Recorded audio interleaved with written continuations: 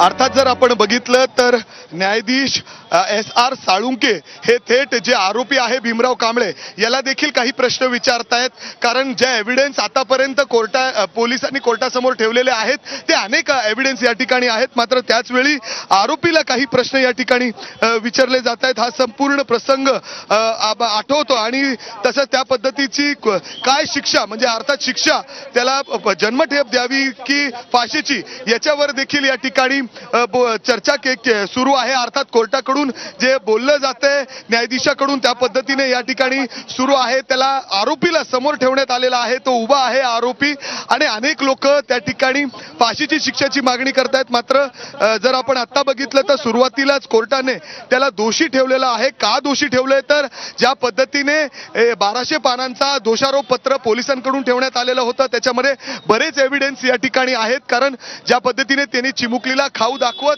त्या गोठ्यामध्ये नेलेलं होतं आणि तिथं तिच्यावर लैंगिक अत्याचार करत तिची हत्या त्या ठिकाणी करण्यात आलेली होती आणि त्यानंतर तो तिथून पळून घेतला।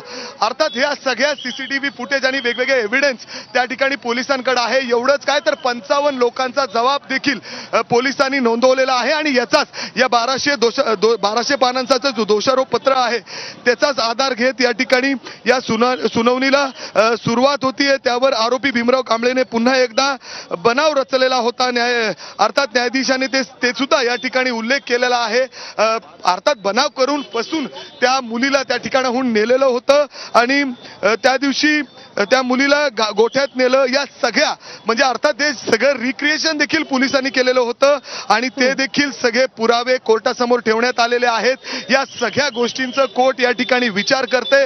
अर्थातच हा निकाल कुठल्या दिशेने जाऊ शकतो हे कोर्टाच्या पहिल्या ओळीवरूनच आपल्याला स्पष्ट होतं। आरोपीला दोषी ठरवण्यात आलेला आहे, आरोपीला दोषी ठरवण्यात आलेला आहे। या पहिल्या ओळीवरूनच आपल्याला समजतं की न्यायाधीश SR साळुंके ज्या पद्धतीने पुढे या संपूर्ण निकालाचं वाचन करतायत ते अर्थातच संपूर्ण जे 1200 पानांचं दोषारोप पत्र पोलिसांकडून भीमराव कांबळेने कोर्टात नेमकं काय सांगितलंय ते आपण पाहतोय।